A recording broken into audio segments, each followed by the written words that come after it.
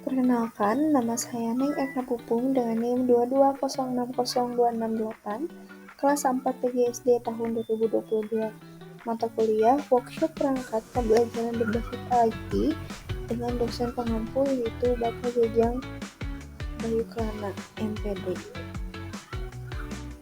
Nah, saat ini kita akan membahas mengenai apa itu ekosistem, apa itu komponen biotik-abiotik, dan juga hubungan saling ketergantungan antara biotik dan juga abiotik.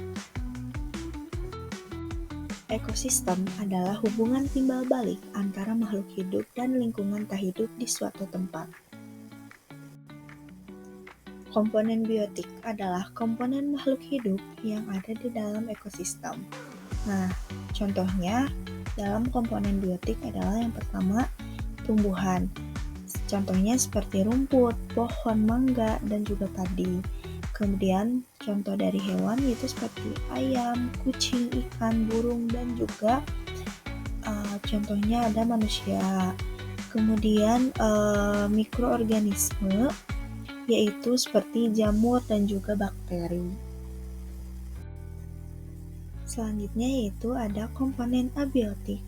Nah, komponen abiotik adalah komponen tidak hidup atau benda mati dalam ekosistem. Nah, tetapi sangat penting untuk mendukung kehidupan makhluk hidup. Nah, contohnya seperti air, yaitu untuk minum dan menyiram tanaman. Kemudian ada udara, yaitu mengandung oksigen untuk bernafas. Kemudian cahaya matahari untuk membantu tumbuhan membuat makanan. Kemudian ada tanah, yaitu tempat tumbuh tanaman dan hidup hewan kecil. Dan yang terakhir yaitu suhu atau temperatur untuk mempengaruhi kenyamanan hidup makhluk hidup, batuan, dan juga pasir. Pergantungan komponen biotik dan abiotik. Berikut ini adalah beberapa contoh hubungan saling ketergantungan komponen biotik dan abiotik. A. Tumbuhan atau komponen biotik dapat hidup baik apabila lingkungan memberikan unsur-unsur yang dibutuhkan tumbuhan tersebut. Contohnya, air, udara, cahaya, dan garam-garam mineral atau komponen abiotik. Ini menunjukkan keberadaan komponen abiotik dalam ekosistem mempengaruhi komponen biotik. B. Tumbuhan atau komponen biotik yang ada di hutan sangat mempengaruhi keberadaan air, sehingga mata air dapat bertahan dan tanah menjadi subur atau komponen abiotik. Bayangkan saja apabila tidak ada tumbuhan, air tidak dapat bertahan sehingga dapat menyebabkan tanah longsor dan menjadi tandus. Hal ini menunjukkan komponen biotik sangat mempengaruhi komponen abiotik.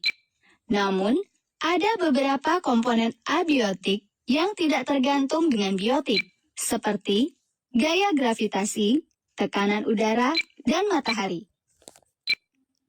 C. Tindakan manusia sering mempengaruhi lingkungan abiotiknya. Pengaruh tindakan lingkungan abiotik itu ada yang negatif dan ada pula yang positif. Pengaruh negatifnya, misalnya penebangan pohon yang kemudian dapat menimbulkan erosi dan banjir.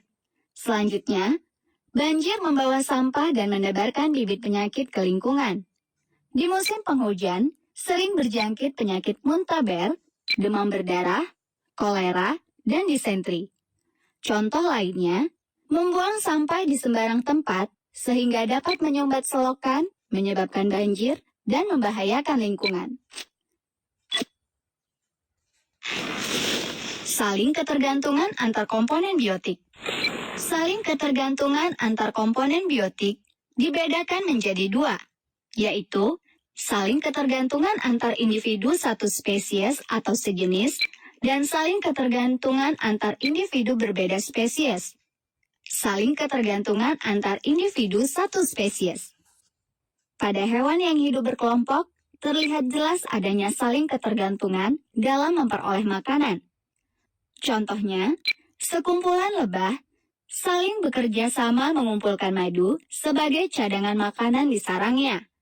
Contoh lain, seekor semut yang menemukan makanan membawa sebagian makanan itu dan menginformasikan adanya makanan tersebut kepada sesamanya. Saling ketergantungan antar individu berbeda spesies. Saling ketergantungan antar individu berbeda spesies terjadi dalam peristiwa makan dimakan. Peristiwa makan dimakan menimbulkan perpindahan materi dan energi. Hal ini akan membentuk jaring-jaring kehidupan yang terdiri dari rantai makanan, jaring-jaring makanan, dan piramida makanan. Nah, selanjutnya adalah hubungan biotik dan juga abiotik. Contohnya yang pertama ada tumbuhan. Di sini tumbuhan adalah termasuk kepada biotik dan membutuhkan air, matahari, dan juga tanah yang termasuk ke dalam abiotik untuk hidup. Nah, yang kedua ada ikan sebagai biotik, yaitu membutuhkan air bersih, yaitu abiotik. Dan yang terakhir adalah manusia. Nah, di mana manusia adalah biotik dan bernapas dengan bantuan udara atau abiotik. Di kecil kita selalu dengar hutan dinamain paru-paru dunia.